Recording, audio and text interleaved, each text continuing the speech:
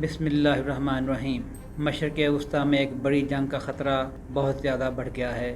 اسرائیل اور ایران کی جانب سے دھمکیوں کے تبادلے کے بعد طویل عرصے سے علاقائی جنگ کی لڑکتی تلوار اب ننگی ہو کر سامنے آ گئی ہے۔ اسرائیل کی جانب سے حزب اللہ کے سربراہ حسن نصر اللہ کی شہادت کے بعد منگل کے روز جنوبی لبنان میں فوجی آپریشن کے آغاز پر ایران نے اپنے رد عمل میں ایک ہی دن میں اسرائیل پر 200 میزائل اور ڈرون حملے داغ دیے۔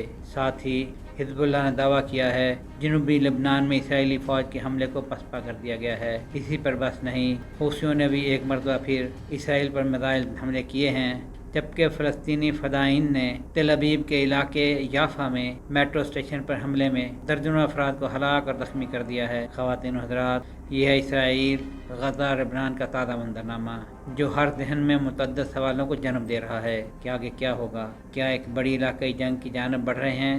کیا اسرائیل و ایران کی ایک دوسرے کو دھمکیاں واقعی جنگ کی شکل اختیار کر سکتی ہیں؟ کیا اسرائیل پہلے شکست کھانے کے بعد اب جنوبی لبنان میں حزب اللہ کا صفایا کر سکے گا؟ وغیرہ وغیرہ۔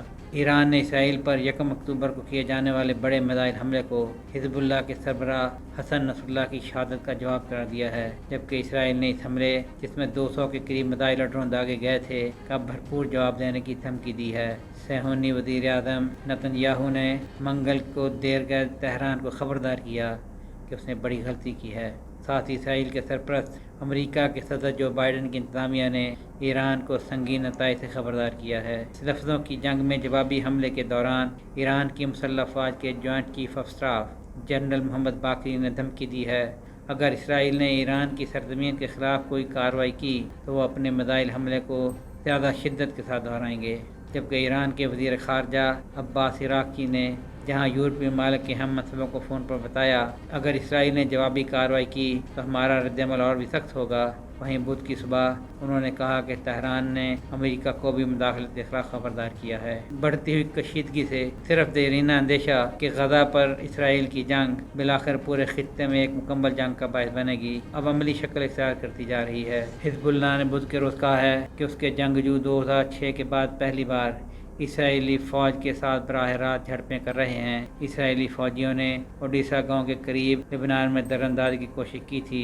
حزب اللہ نے دعویٰ کیا ہے کہ انہیں نقصان پہنچایا اور انہیں پسپائی پر مجبور کیا ہے۔ صہیونیوں نے ایک بار پھر غزہ کی طرح لبنان پر بھی توپ خانے سے شدید گولہ باری کے ساتھ فضائی حملوں میں اضافہ کر دیا ہے۔ اسرائیلی توپ خانے کی جانب سے جنوبی لبنان کے جن سرحدی علاقوں کو نشانہ بنایا جا رہا ہے ان میں اوڈیشہ اور حسیبیہ نمایاں ہیں، جبکہ فضائی حملوں میں دارالحکومت بیروت اور اس کے جنوبی مضافات میں حزب اللہ کے علاقوں پر شدید بمباری کی جا رہی ہے۔ ایسے میں فریقین سے عالمی سطح پر تحمل کے مظاہرے اور کشیدگی سے ایک قدم پیچھے ہٹنے کے مطالبات کے درمیان اقوام متحدہ کی سلامتی کونسل نے بڑھتے ہوئے تنازع سے نمٹنے کے لیے آج شب ایک ہنگامی اجلاس طلب کیا ہے۔ ناظرین، 2006 میں حزب اللہ کو ٹھکانے لگانے کے لیے کی جانے والی اسرائیلی فوجی مہم، جس کا کوڈ نام آپریشن چینج آف ڈائریکشن تھا، کو بری طرح ناکامی کا منہ دیکھنا پڑا تھا اور 2 ماہ کے دوران شدید نقصانات اٹھانے کے بعد پسپائی اختیار کرنا پڑی تھی۔ اب تقریباً 2 دہائیوں کے بعد اسرائیلی فوج نے